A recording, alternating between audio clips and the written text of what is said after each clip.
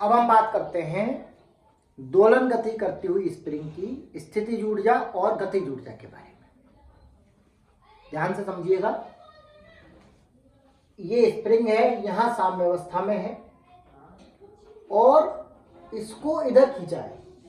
इधर जब खींच करके और यहां इसको छोड़ दिया, छोड़ते ही क्या होगा, ये इधर की तरफ गति करेगी और जब ये इधर की तरफ गति करेगी तो इसका वेग धीरे धीरे धीरे धीरे धीरे धीरे बढ़ेगा, बढ़ेगा, बढ़ते बढ़ते बढ़ते जैसे ये साम्यावस्था पे आएगा यहां इसका वेग अधिकतम होगा और इस अधिकतम वेग की वजह से जब ये इधर संपीड़ित होगी तो इसका वेग धीरे धीरे धीरे धीरे घटने लगेगा।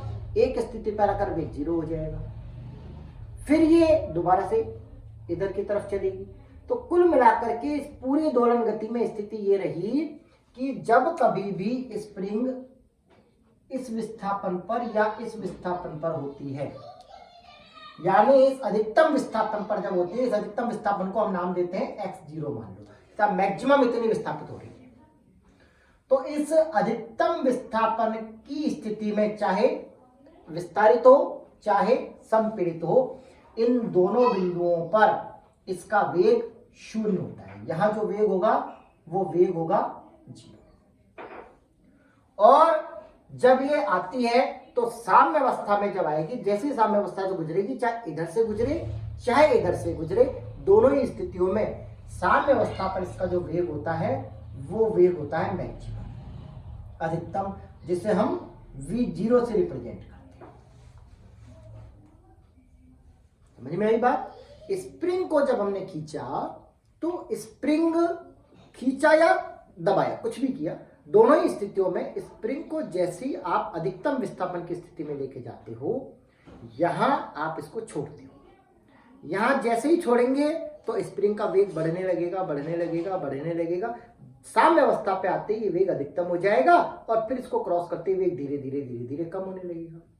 फिर यहाँ 0 हो गया, 0 होते ही ये वस्तु फिर इधर चलेगी स्प्रिंग, और इधर चलते चलते वेग बढ़ेगा, यहाँ फिर अधिकतम होगा, फिर इधर कम होने लग जाएगा, यहाँ फिर वेग 0 हो जाएगा।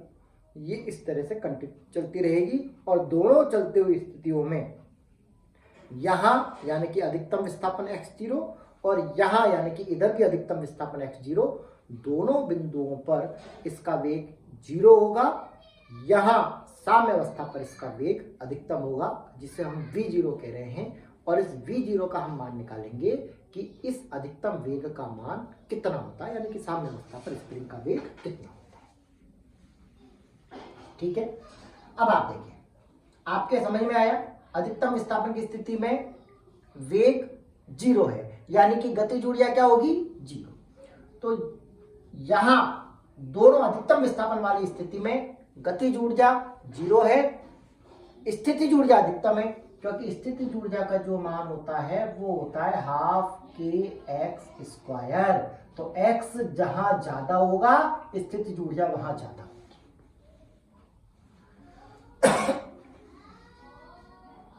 साम्यावस्था में क्या होता है, साम्यावस्था में आने पर x का मान 0 होता है, इसका मतलब स्थितिज ऊर्जा का मान 0 होता है। अब आप इस चीज को इस ग्राफ के जरिए समझने की कोशिश करें। ये मेरी साम्यावस्था है, x बराबर 0, इधर मैंने विस्तारित किया और इसका अधिकतम विस्थापन हुआ x0, और इधर संपीड़न होने पर अधिकतम विस्थापन होता है x0। चाहे तो हम इसको -x0 भी शो कर सकते हैं, या परिमाण की बात करें तो केवल x0 शो कर सकते हैं। दोनों तरफ अधिकतम विस्थापन मैंने शो कर दिया। इस जगह पर ये मैं ऊर्जा ले रहा हूं। जब साम्यावस्था पे हैं तो साम्यावस्था पर वेग अधिकतम है। वेग अधिकतम होने का मतलब गतिज ऊर्जा का मान अधिकतम होगा, यानी कि k का मान यहां अधिकतम होगा। ठीक है, और ये गतिज ऊर्जा की मैं बात करूं तो इन दोनों बिंदुओं पर, अधिकतम विस्थापन वाले बिंदुओं पर मैंने आपको बताया था कि वेग 0 होता है। तो इन दोनों बिंदुओं पर वेग 0 होगा, यानी कि गतिज ऊर्जा जो होगी यहां 0 होगी। ये गतिज ऊर्जा की स्थिति है कि गतिज ऊर्जा अधिकतम विस्थापन वाले बिंदुओं पर 0 और साम्यावस्था वाले बिंदु पर अधिकतम होती है। ये ग्राफ इस तरह से आता है।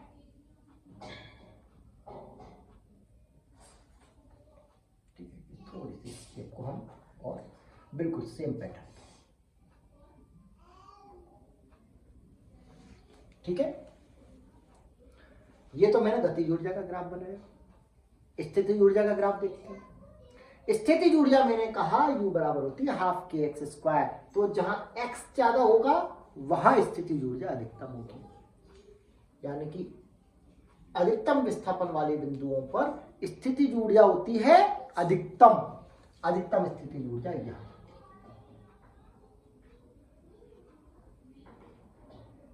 ये हुई स्थितिज ऊर्जा। और x बराबर 0 पर, चूंकि x का मान 0 होता है इसलिए स्थितिज ऊर्जा का मान क्या होता है 0। तो स्थितिज ऊर्जा का जो मेरा ग्राफ है वो इस तरह से ड्रॉ होता है।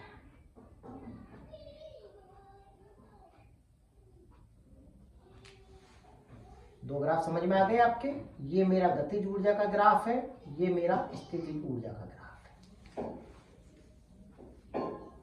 ग्राफ समझ में आया।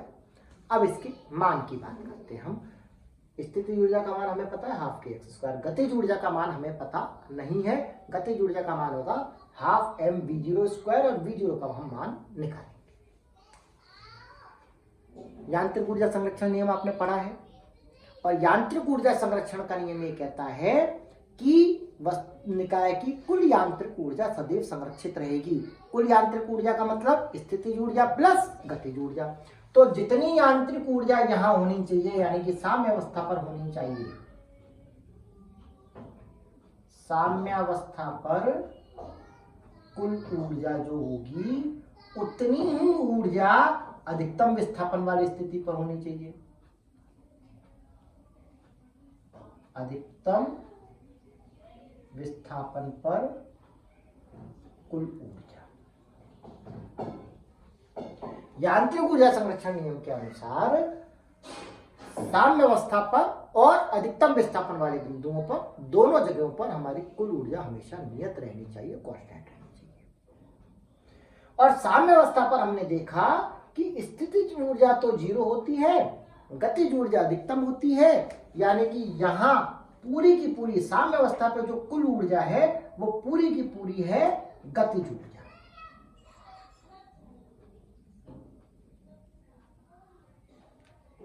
साम्यावस्था पर गतिज ऊर्जा, और अधिकतम विस्थापन वाले बिंदुओं पर यह गतिज ऊर्जा 0 हो जाती है।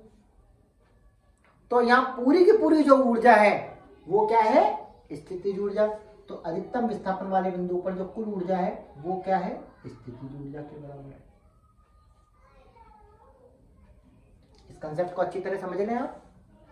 यांत्रिक ऊर्जा संरक्षण का नियम ये कहता है कि पूरी गति के दौरान स्प्रिंग की जो कुल ऊर्जा है वो नियत रहेगी, यानी अधिकतम विस्थापन वाले बिंदु पर जितनी ऊर्जा है साम्यावस्था पे भी उतनी ही ऊर्जा रहनी चाहिए।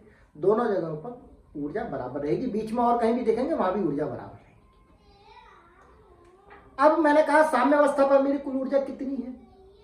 साम्यावस्था पर मेरी स्थितिज ऊर्जा तो है 0, तो बची क्या गतिज ऊर्जा केवल, यानी कि पूरी की पूरी जो ऊर्जा है स्थितिज ऊर्जा 0 हो गई, कुल ऊर्जा क्या हो गई गतिज ऊर्जा के बराबर हो गई। तो साम्यावस्था की जो कुल ऊर्जा है वो साम्यावस्था पर गतिज ऊर्जा के बराबर है। ठीक इसी तरह से अधिकतम विस्थापन वाले बिंदु पर मैंने बताया आपको, अधिकतम विस्थापन वाले बिंदु पर गतिज ऊर्जा का मान 0 रहता है, तो कुल ऊर्जा पूरी की पूरी क्या हुई स्थितिज ऊर्जा के बराबर हुई। तो अधिकतम विस्थापन वाले बिंदु पर जो कुल ऊर्जा है वो उसकी स्थितिज ऊर्जा के बराबर हुई। ठीक है, ये यदि आपने कर लिया तो अब इसके बाद सिर्फ आपका मैथमेटिकल इक्वेशन है। देखिए गतिज ऊर्जा कितनी होगी half m v zero square. मैंने यहाँ साम्यावस्था पे वी जीरो माना था, तो half m v zero square, और स्थितिज ऊर्जा कितनी है ये, यानी कि हाफ के एक्स जीरो स्क्वायर।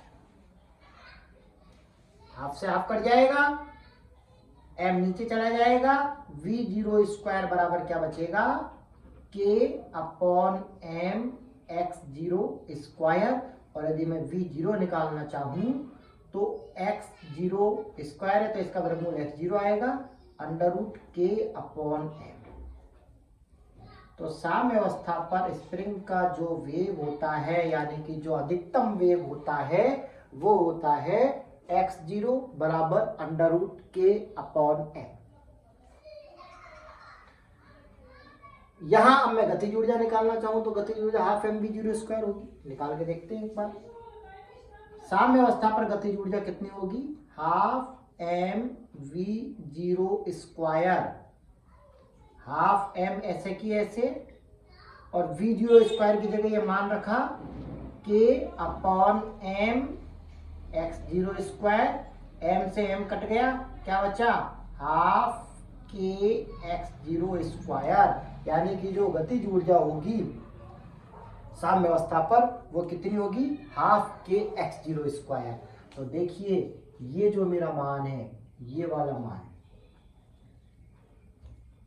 ये वैल्यू मेरी ½ k x0² है। ये अधिकतम वैल्यू है।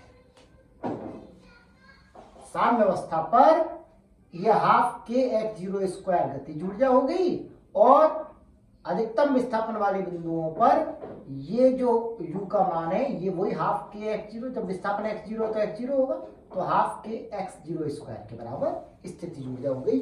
ये मेरी कुल ऊर्जा है। कुल ऊर्जा किसी भी बिंदु पर, जैसे यहां भी कुल ऊर्जा देखेंगे तो ये इतनी ही रहेगी। क्यों? क्योंकि इसका योग और इसका योग दोनों बीच में आ रहे हैं, दोनों का योग बराबर जाकर नहीं टिकेगा। कुल ऊर्जा हमेशा ½ k x0² के बराबर ही होती है, जिसमें से साम्य अवस्था पर ये पूरी की पूरी गतिज ऊर्जा होती है, और अधिकतम विस्थापन वाले बिंदुओं पर ये पूरी की पूरी स्थितिज ऊर्जा होती है। तो आई होप कि आपके ऊर्जा वाला ग्राफ और इसका अधिकतम वेग का मान और ये सारा पैटर्न आपके समझ में आ गया होगा। स्प्रिंग की गति हमारी यही है। तो स्प्रिंग में आपने पढ़ा सबसे पहले हुक का नियम, F बराबर -kx। इसके बाद एक बार हम स्प्रिंग के जो भी टॉपिक्स है उसको मैं आपको बिल्कुल ब्रीफ में रिवाइज बता देता हूं।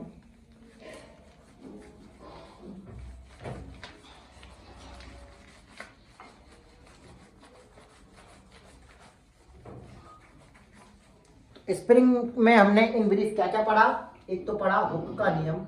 हुक का नियम होता है F बराबर -kx, यानी कि स्प्रिंग द्वारा लगाया गया प्रत्यानयन बल बाहरी बल के विपरीत दिशा में और विस्थापन के समानुपाती होता है। K स्प्रिंग नियतांक है। K का जो मात्रक होता है वो होता है न्यूटन प्रति मीटर। इसके बाद स्प्रिंग के विस्थापन में किया गया कार्य होता है -½ k x², और संचित जो स्थितिज ऊर्जा होती है वो होती है +½ k x²। अधिकतम विस्थापन वाले बिंदुओं पर पूरी की पूरी स्थितिज ऊर्जा होती है। अधिकतम जो स्थितिज ऊर्जा होती है वो होती है k x0²। साम्य अवस्था वाले बिंदु पर जो पूरी की पूरी गतिज ऊर्जा होती है वो भी इतनी होती है, ½ k x0²। साम्य अवस्था पर जो अधिकतम वेग का जो मान होता है, जो अभी अभी हमने निकाला है, वो होता है v0 बराबर x0√k/। ये आपका स्प्रिंग है बस। ठीक है, ये आपकी पूरी की पूरी स्प्रिंग है, बीच में आपके सिर्फ डेरिवेशन है। ऑलराइट।